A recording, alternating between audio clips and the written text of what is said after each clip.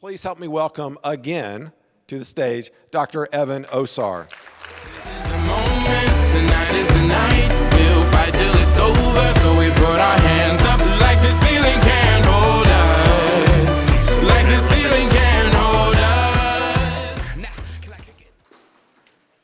My water. Can I borrow water? Yeah, water. I'm from the East Coast. My wife's always like, it's water, it's not water.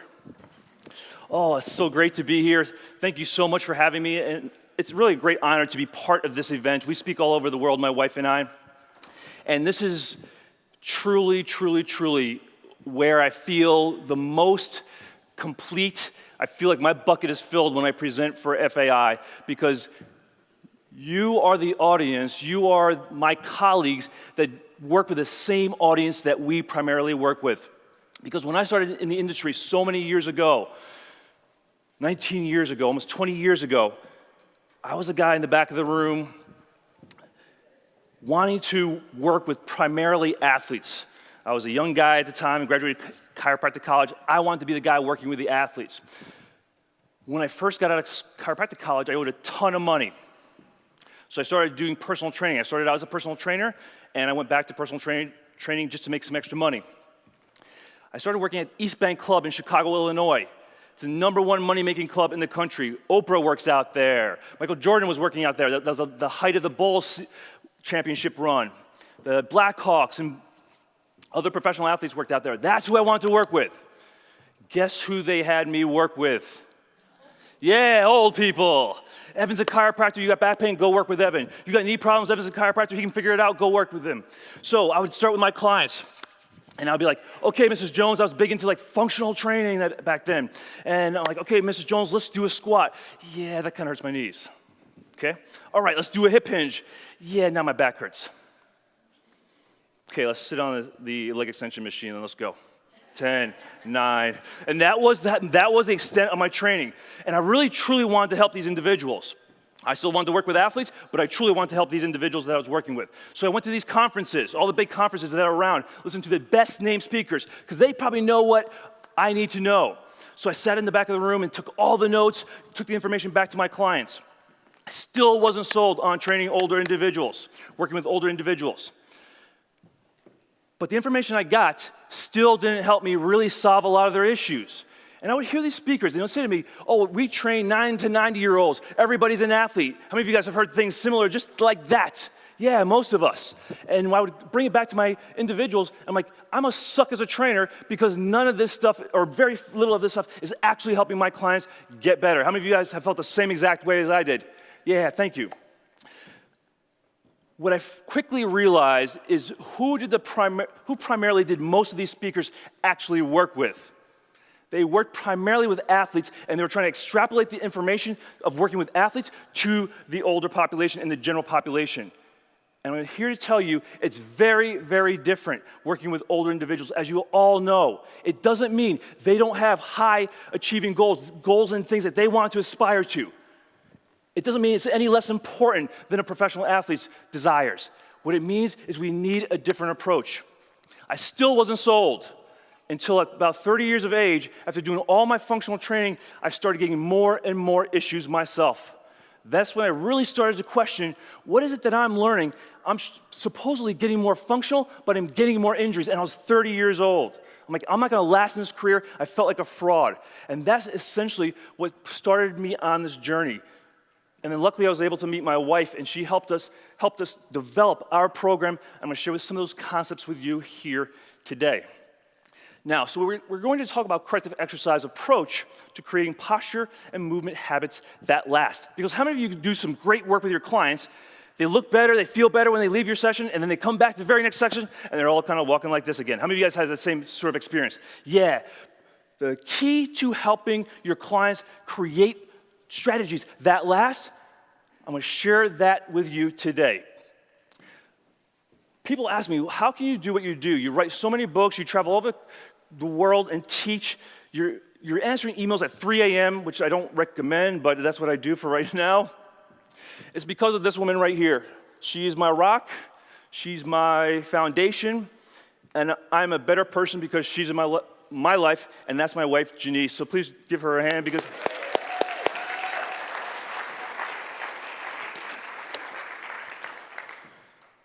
I believe that we all come in this world for a reason.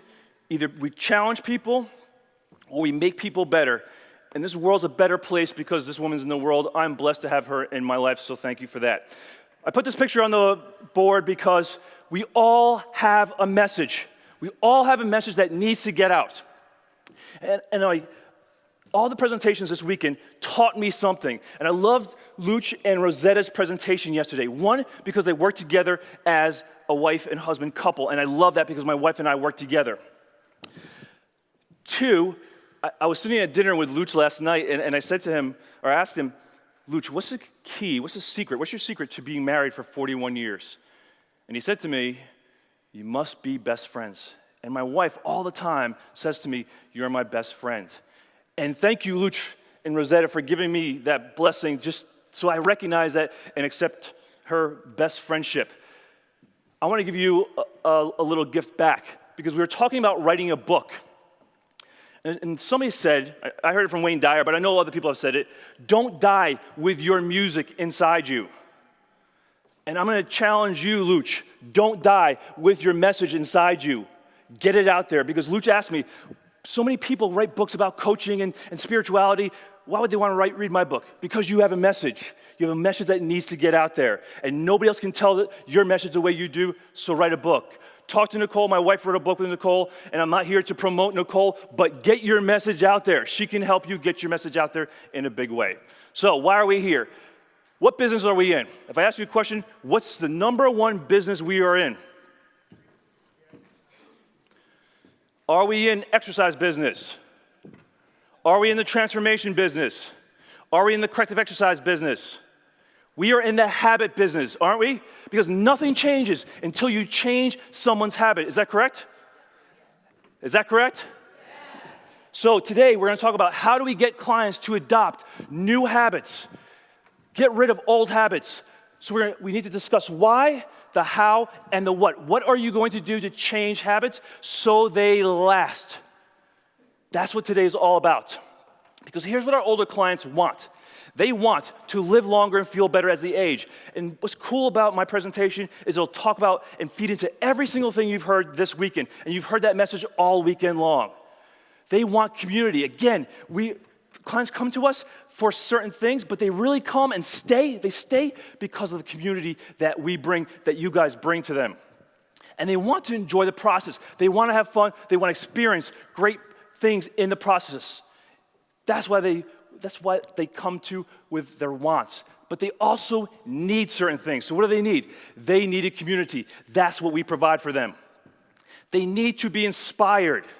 My favorite poet, actually the only poet I know, Ralph Waldo Emerson said, what we all really seek in a leader is someone who will inspire us to be what we know we could become. That's why they stay with us. They come to us to be inspired. That's what we give our clients. Remember that every single day you work with your clients. Inspire them. They need also improved posture and movement habits. Because why do you think so many people either don't exercise and or don't stay exercising? Is it because of money? Is it because it's boring? I think a lot of people don't exercise or stay with exercise because it doesn't feel good. And when you have altered posture and movement habits, exercise doesn't feel good, you will not continue doing it. So everything we're about with corrective exercise is to help our clients develop more optimal posture and movement habits. And this, again, ties into exactly what Dr. Phil was talking about earlier today, that we have to give them strategies to improve their functional capacity so that they can exercise at the level they want and age healthy, energetic, and feel great. Our key to success is we must be extraordinary at marrying needs and wants. That's a lot. But when you are extraordinary, you will help clients do that. And every single one of you is extraordinary. Dina Medina, I love Dina Medina. I love her name. I love saying her name. Dina Medina. She came up to me day one, Wednesday, when we arrived, and she asked me, I need help with programming. So I asked Dina about her programming. I'm like, you don't need help with programming, Medina. You already have a program that works. Because a lot of people will be out there and say, hey, you got to do this, and if you're not doing this, then your programs suck. No. You are already successful. Raise your hand if you have success with your clients already today. Yeah, you don't need more of what I'm here to give you. It will help you, but you don't need it. You're already successful. You're already extraordinary.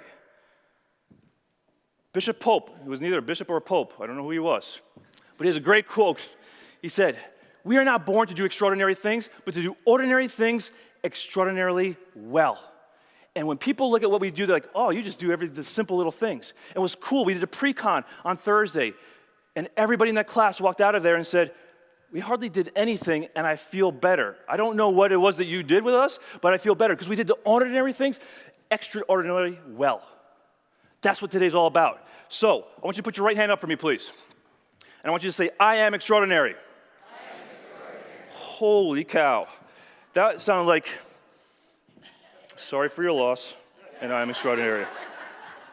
Now I want you to put your right hand up again. I am extraordinary. I am extraordinary. Awesome. Now turn and give somebody a high five and say, so are you. So are you. That's awesome. Do the ordinary things extraordinarily well. Here we go. What are habits? Because we're all about habits. If we don't understand the impact of habits, we can't create powerful change and lasting change. A habit is a recurrent, often unconscious pattern of behavior that's acquired through frequent repetition.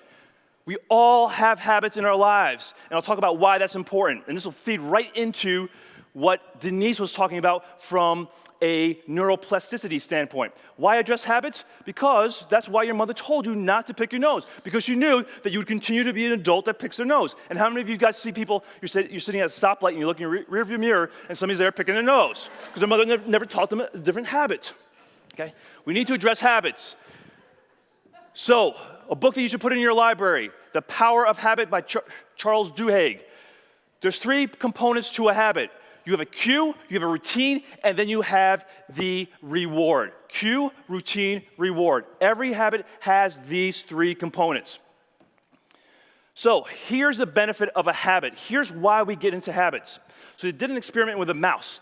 And they put a mouse in a little cage, and they opened a door. There's a click, they opened the door, and the mouse ran through the tunnel, made it left, and they got some chocolate. Cue, click, door opens. Routine, go down the hallway, make a left. Get your chocolate, the reward. That's his activity, his brain activity at the first few rounds. After several rounds of that, do you see the level of decreased activity? Very quickly, your brain adapts a habit, and then you stop using so much brain activity. Guess what yesterday we saw? Remember, this is you when you do most of your exercises, no matter how variable it is, we probably spend a lot of time over here because our brain and nervous system adapts very quickly. What do you think our brain activity, if we had wires hooked to our nervous system, what do you think our brain activity would be during Denise's presentation yesterday when she had you doing like one of these things and one of these things and one of these things? Where do you think you'd be, over here or over here? We're all over there. That's why we need variability in exercise, because we have to create neuroplastic changes. And Martin will talk about that later, and I'll share with you how else we create it. So here's my habit loop. I hate getting up early in the morning. I get up at 3 o'clock in the morning. I hate it. So I had to create a habit loop of getting up at 3 o'clock in the morning and enjoying the process. My cue, the alarm clock. My routine, oops, wrong button, is coffee. I love coffee. I've never done a drug in my life. I've never smoked a cigarette or cigar, but I drink way too much coffee. You guys say, yeah, I can tell.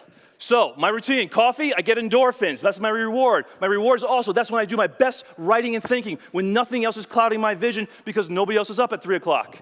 So I have my loop, and that's what feeds my loop. And every time I have coffee, I get into my loop, okay? So I do my best work then. So if you ever watch my newsletters or read my newsletters or watch my videos and they suck, I probably wasn't in my routine. I probably didn't have my coffee. I was probably doing something else, okay? So that's my cue. There's 2 ways to change a habit. 2 ways. Number 1, and this comes from Alcoholics Anonymous. They've been crazy successful in helping people get off alcohol.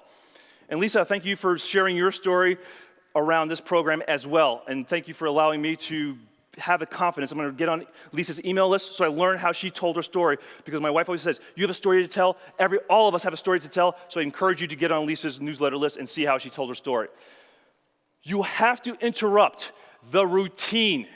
The first way to change a habit is you have to develop a new routine. That's how Alcoholics Anonymous is so effective. An alcoholic's routine is, I'm stressed, I'm anxious, I'm angry, I'm depressed, I'm lonely, whatever that cue is, my routine is to go get a drink. My reward is I feel better, I have less pain, less anxiety, less depression. How do they change that routine? You have a sponsor. When you feel anxious or anger or depression, you have that cue, you call your sponsor. You get that reward of being listened to being talked off the ledge, and now you have a new reward. You have the same cue, the same reward, but you change the routine. That's what we have to think about with our clients. That's a little challenging when we start talking about posture and movement that we'll get to in a minute here. There's a second way you can change routines, and that's to create a tiny habit. Has anyone heard of a tiny habit before? Oh, cool, awesome. So tiny habit is created by B.J. Fogg. He's a researcher on behavior. He said, when you know how to create a tiny habit, you can change your life forever. And here's what he came up with. Here's a formula. This is the easiest way to change a habit. When after my existing habit, then I will do a new tiny behavior. I wanted to change my mindset. What's the 10 most powerful minutes of your day besides sleeping? What are the 10 most powerful minutes of the day besides sleeping? The 5 minutes after you get up and the 5 minutes before you go to bed. The 5 minutes after you get up and the 5 minutes before you go to bed. The 5 minutes after you get up, you prime your brain for the rest of the day. Most of us, and I'll use myself as an example. I used to get up, I'd be like, this sucks, I'm tired, I don't want to go to work, it's going to be a long day, it's going to be many hours, it's going to be like 15 hours or 16 hours before I can lay back down. And my head would go through all those things. I got bills to pay and people to see. But now, my new format, after I wake up and before I make my coffee, or when I'm making my coffee, I will write in my journal. I will write 3 things that I'm grateful for. Guess what number 1 is? My wife, Jay. She's on the first line of every journal. And then 5 minutes after I brush my teeth, I will write in my journal. So 5 minutes before I go to bed, I write in my journal. No matter how tired I am, how exhausted, how angry, how frustrated, I write in my journal. There's another great book you can add to your list. Make Your Bed. It's by a retired Navy SEAL. One routine that Navy SEALs learn, or all military recruits learn. You make your bed and you make it right because it starts your day with a success. Start your day with a success. And it can be as simple as making your bed. It can be as complicated as writing into a journal. Make it your routine. After I blank, I will do blank. When we move into posture and movement habits, this is how you start changing habits. And Paul was talking about it earlier with his client. When you pass your sink, you grab your sink and you do 5 squats. That's a tiny habit. That was brilliant.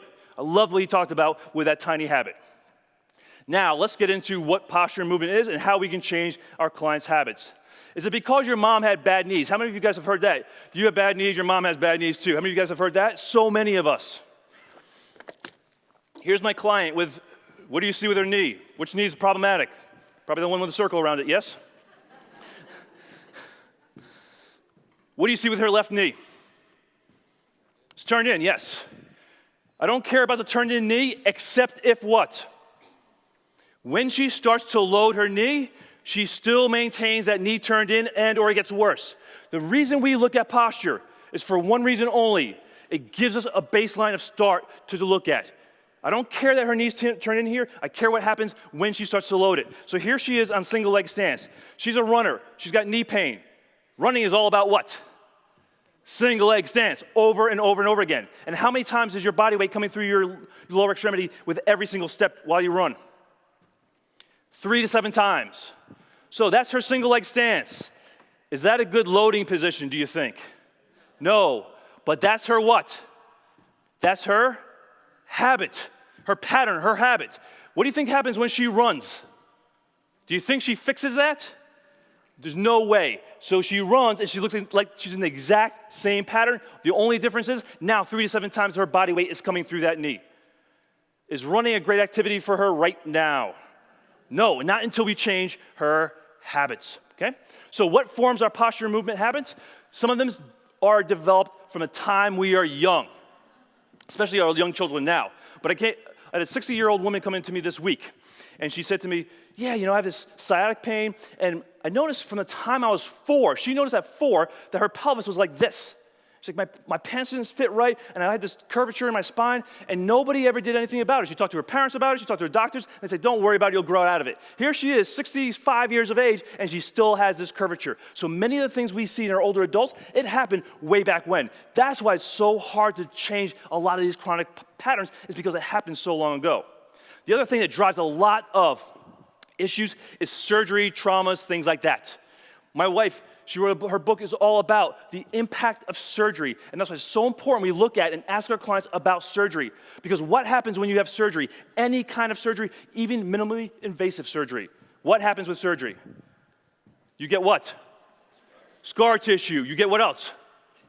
Muscle inhibition. You get what else? Movement compensations. So you get scar tissue issues. Some people form more, some people form less, but you always get that. You always will get a component of muscle inhibition. I'll talk to you about my client Debbie here in a couple minutes. And you will get some kind of posture and movement changes as well. Some people are more impacted, some people are less impacted, but it always creates changes. Is that a good exercise habit? How many of your clients do you see doing a push-up just like that, even though you try to get them out of it? Hopefully none of you guys see that in your clinic or your facility. But again, pain, somebody talked about it earlier today. Pain dramatically changes posture and movement. And what the research says also is when people have chronic low back pain and when pain goes away, guess what happens? They don't change their muscle function all the time. The people that have chronic pain don't always change muscle function when the pain is gone. So that way if they have atrophy when they start having chronic muscle pain, it doesn't mean the atrophy goes away when the pain goes away. That's why so many people have recurrent low back injury, because they haven't changed the effectiveness or the activity of their deep stabilizer muscles. We talked about that a lot in our Thursday pre-con conference. So just keep that in mind when you have clients coming in that have had chronic back pain or hip pain or knee pain. We also have non-optimal posture and movement habits. This is my client that's 40 years, she's actually 47 right now. She had chronic low back pain and hip pain. What posture is she in right there? She's in posterior pelvic tilt, yes? And she's doing what to her hips? What's happening to her hips right there? Gripping, yes. She's a good person, but she's a what? She's a butt gripper, yes. So you guys are all laughing here. Stand up for me, please.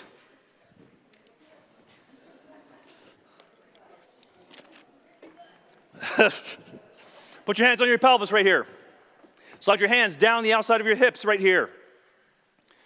What do you guys feel? This is the only conference. This is like the only workshop ever where you start to touch your butt, right? How many of you guys feel like this right here, like a divot in your hips? Raise your hand. Yeah, look around the room. Look around the room.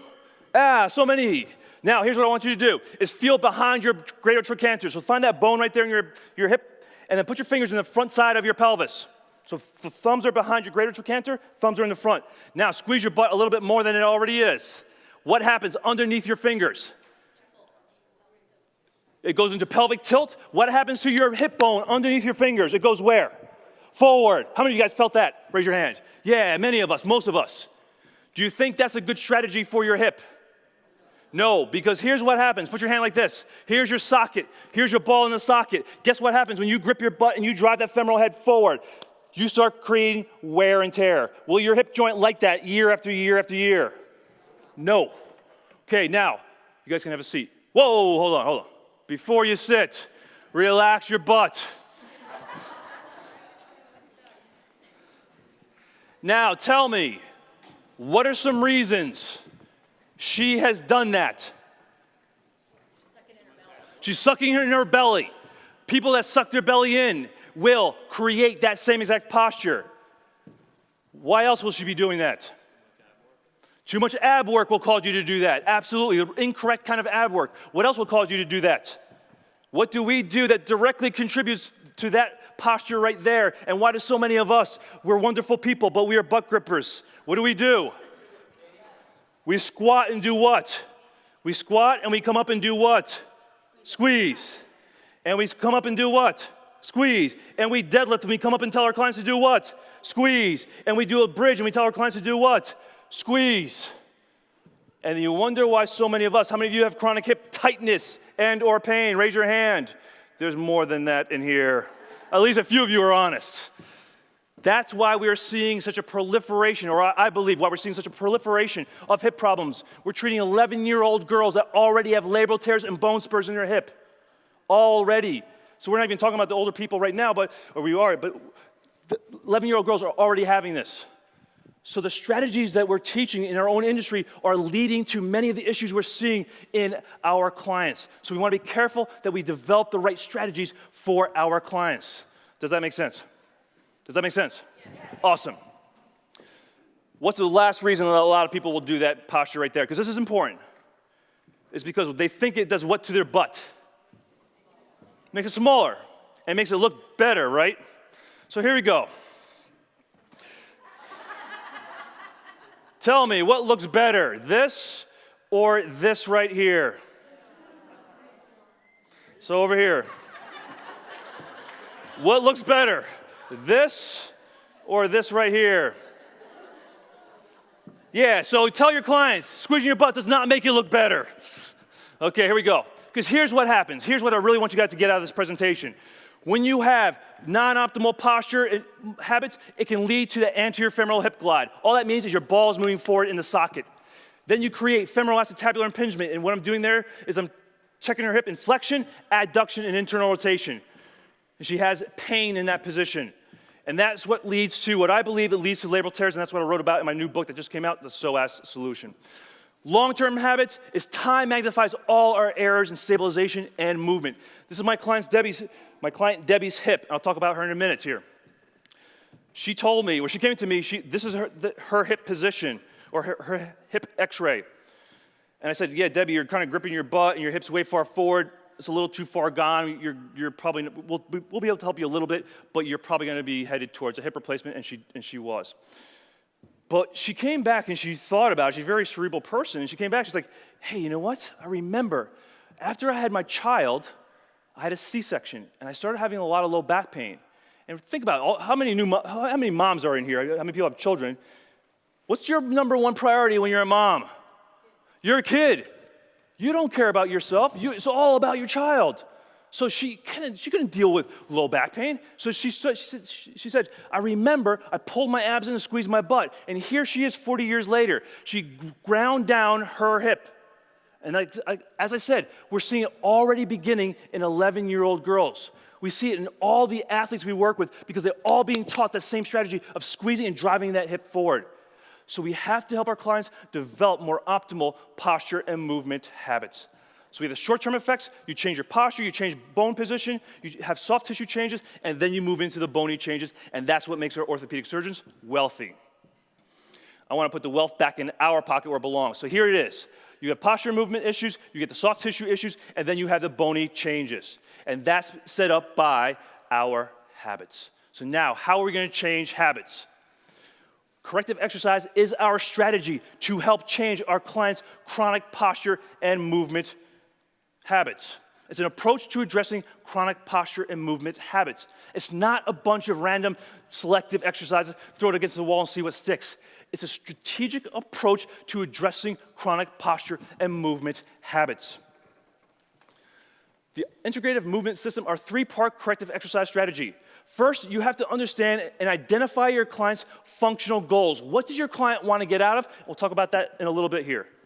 Your assessment drives your client's needs. Dr. Phil talked about the functional movement screen. That's a way to assess what your client needs. We have our own assessments. Paul talked about the squat and hip hinge. That's a big part of what we do through our assessment.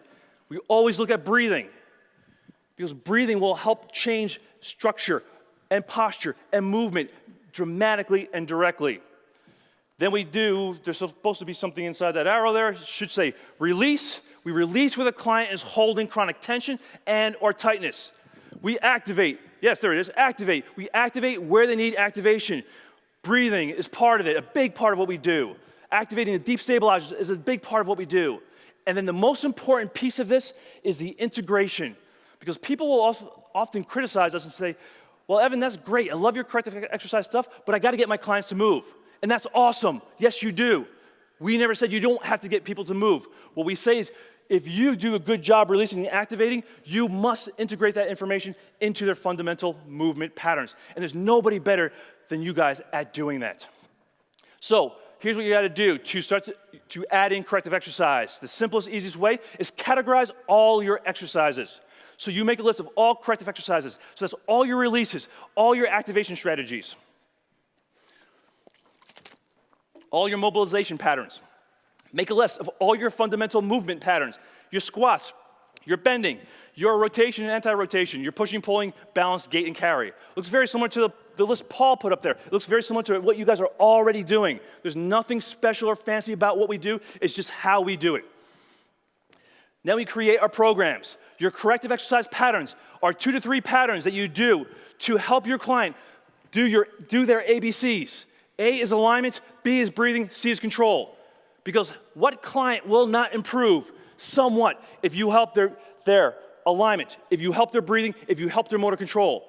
Every single client will improve, and somehow if you improve their ABCs. Then you set up your circuits: push, pull, core, or balance. Push, pull, and or a leg exercise. The corrective exercises are designed to address your client's primary needs. What do they need? They need better posture and movement strategies. That's what your corrective exercise does.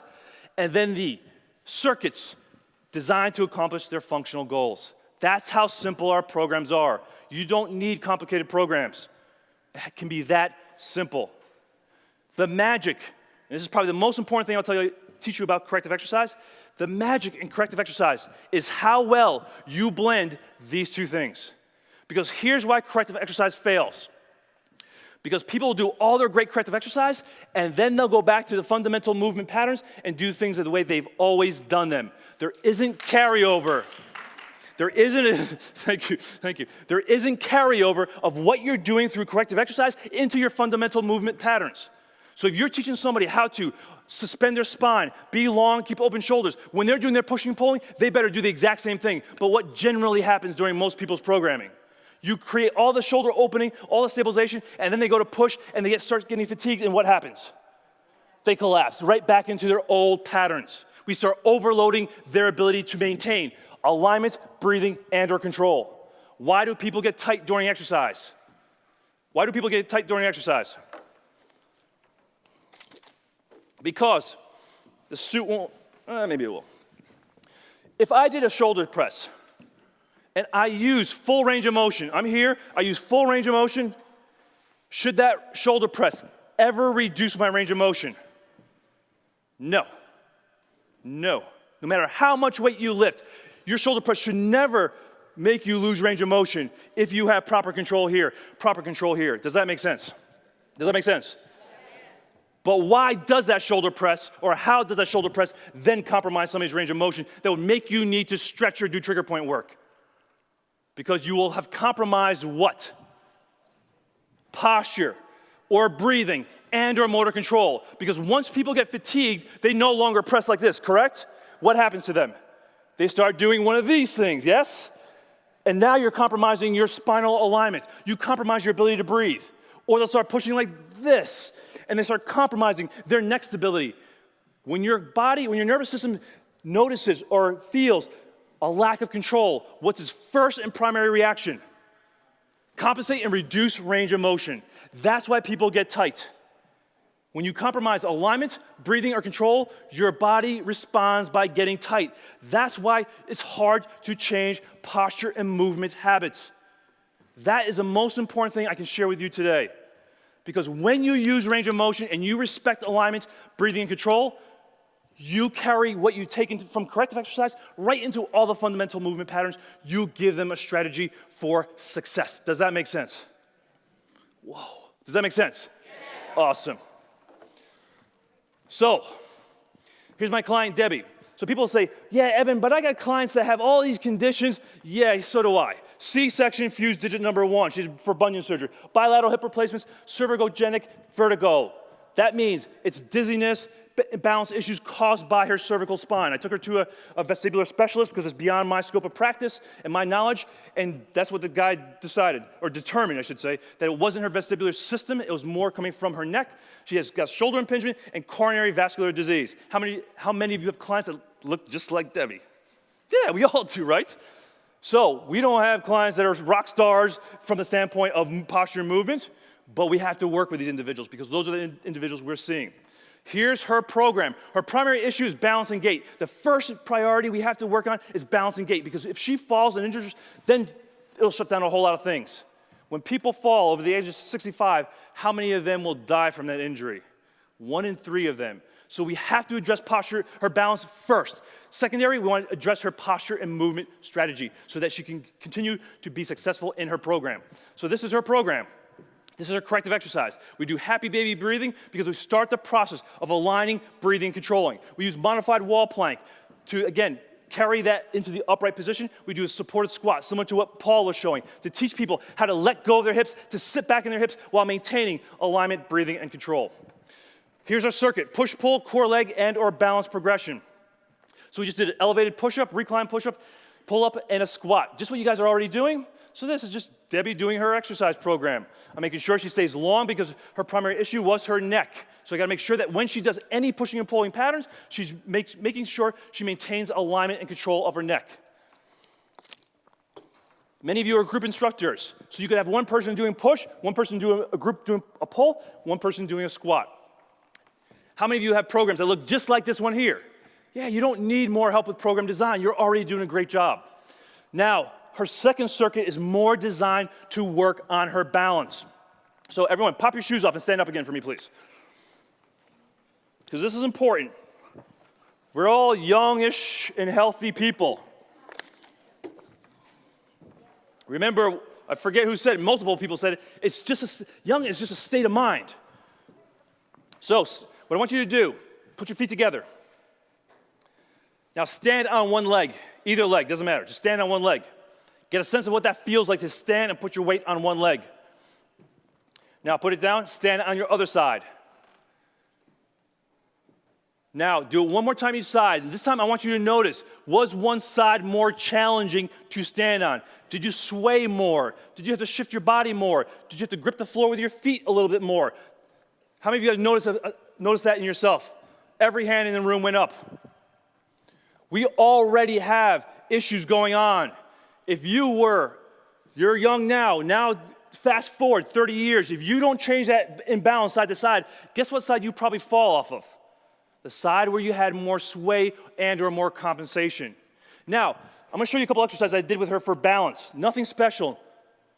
But I want you to, you're gonna say, oh, that's so easy. But I want you to check this out. She's got cervicogenic vertigo. It's being driven from her cervical spine. Stand on your more challenging side. Actually, no. Stand on your better side. Stand on your better side. Okay? So you're pretty good, pretty stable. Now, what I want you to do is rotate your head one direction, and now come back and go the other direction.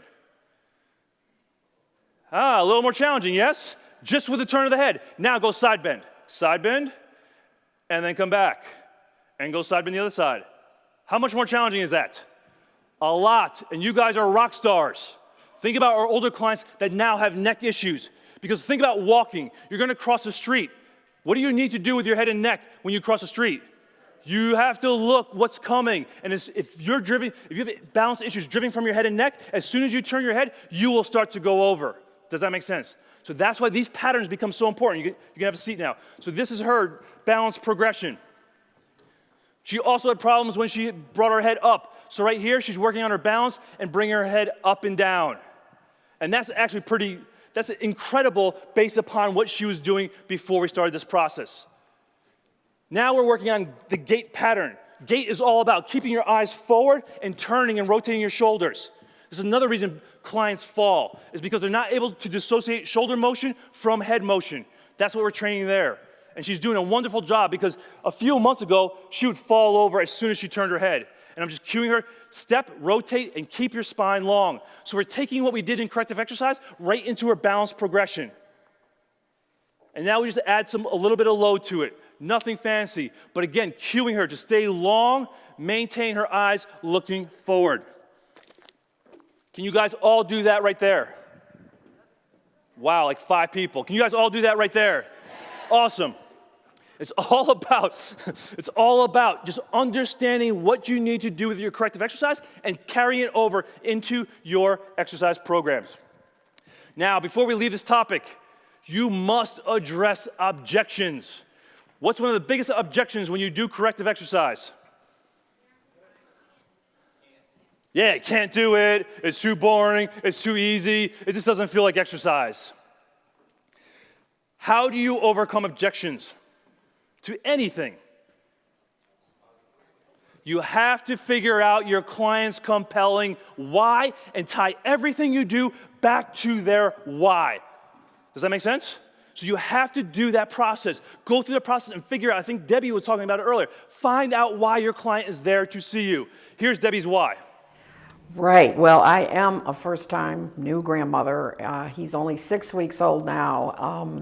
But what I want to be able to do with him is run around after him in the park, keep up with him, push him around all over the place in the stroller. Then I want to be able to do different activities with him, go swimming with him, teach him how to swim. I used to be a big swimmer. I want to keep up with him throughout his life. I want to teach him how to dance, because I love to dance, and I want to dance with him at his wedding. I just want to be with him every step of the way and be able to have the energy, the alertness, and the vitality to be with him, to connect with him, and to do what he wants to do. The other big reason to me is because exercise builds reserve. And you got to have reserve as you meet the challenges that aging brings you. I think that that's why elderly people get through illness. Some do, some don't. The ones with reserve, they can get through it. The ones without reserve can't fight it off. They can't fight the pneumonia off. They can't fight, well, heart attack sometimes you can't fight. But my daughter's mother-in-law recently had a heart attack. She's 73 years old, and they said she would have died except for all the ancillary blood system she had built up by all her avid walking. So that's an example of reserve. I never knew that until recently when we actually filmed it for this session. And now I know that I have to do a better job of getting people's why. Understand their why, and then every single thing you do will tie back to, Debbie, we're doing this because it's gonna help your balance, to help you dance with your grandson, to help you reach down, pick him up, and not fall over, to help you do the things you wanna do, like walk across the street, like walk down the street, go walks with your husband. Always tie everything you do back to their compelling why. One last thing about the why is the broccoli principle. How many of you know broccoli is a good food for your diet? Yeah, everybody knows, right? But how many of you, when you eat broccoli, you're like, I feel awesome because I just ate broccoli? Oh, one person, that's awesome, a couple people. That's great. Yeah, a lot of people. I eat broccoli, I'm like, yeah, that didn't taste so good, but I eat it because it's healthy.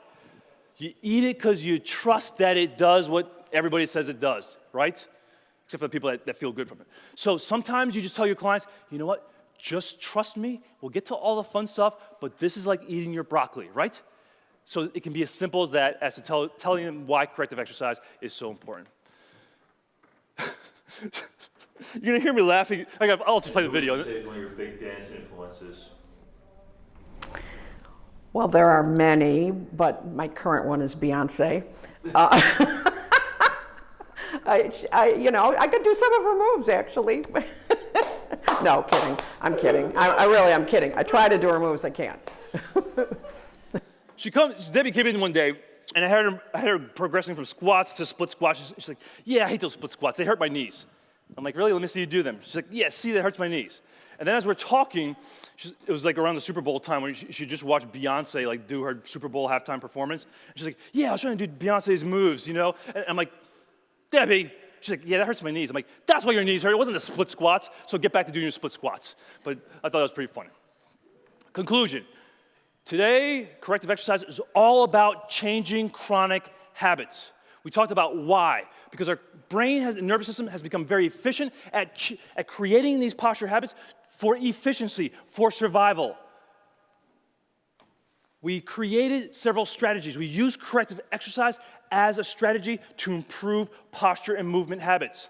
We also discussed the idea of tiny habits. So what I started to do with Debbie is she's a fellow coffee drinker. So I say, when you're in the morning and you're making your coffee, I want you to stand up and I want you to work on. Go split stance and bring your head up and down. Go split stance and go head rotation. Once you got to the point, now you go single leg stance. Every time you make your coffee, and do it one more time during the day. You tie it to an already ingrained habit. So we just use tiny habits. It's the easiest, simplest way to get clients to do what you want them to do in between your sessions. And then the what is our corrective exercise strategy. You release where they're gripping or where they're tight. You teach them how to activate. You integrate it into their fundamental movement patterns that helps get them to their functional goals. That's what it's all about, my friends. I just want to leave you with one thing. The complete training paradigm. And this is why we love working with Cody and Dan, is because we believe that what we do blends seamlessly with all the things you guys are doing as functional aging specialists.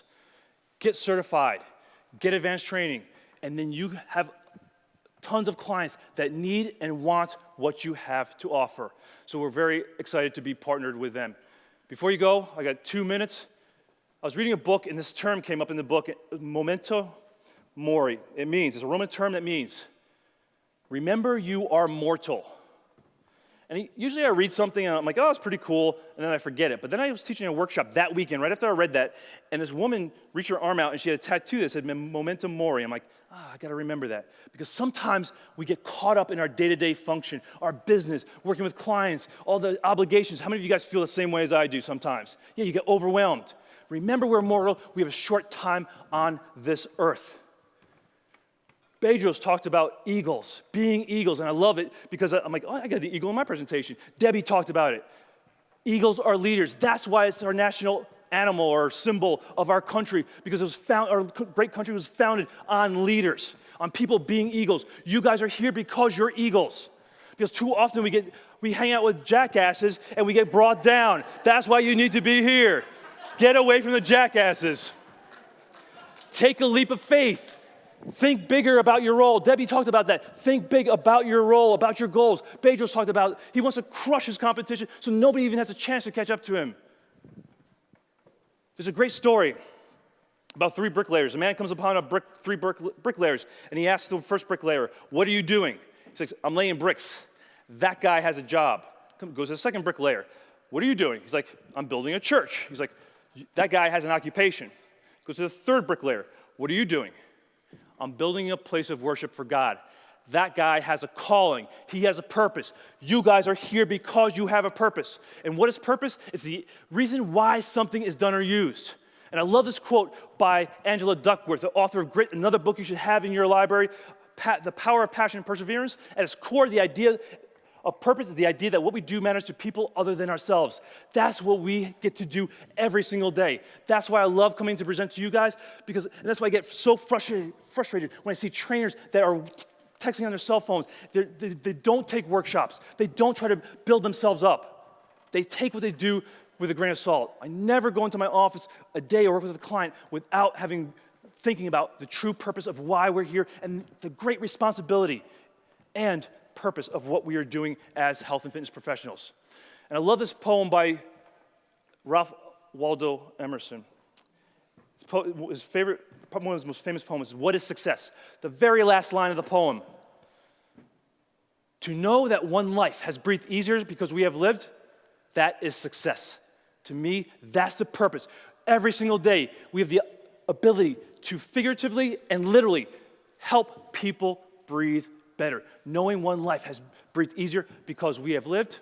And I'll leave you with the last words from Henry Wadsworth Longfellow, one of the greatest American poets. He said, lives of great men all remind us we can make our lives sublime and departing leave behind us footprints on the sands of time. Thank you for all you do. Your clients need you to be leaders. They need what you have to offer. Get your message out there. Work with other people. Let's go out and change the world. Remember your purpose. Remember why you do what you do. Because, my friends, the reason I teach to the health and fitness professionals, to personal trainers specifically, is because we believe that you guys are the solution to the healthcare crisis, and you guys can change the world. Thank you guys so much for your time and your energy today.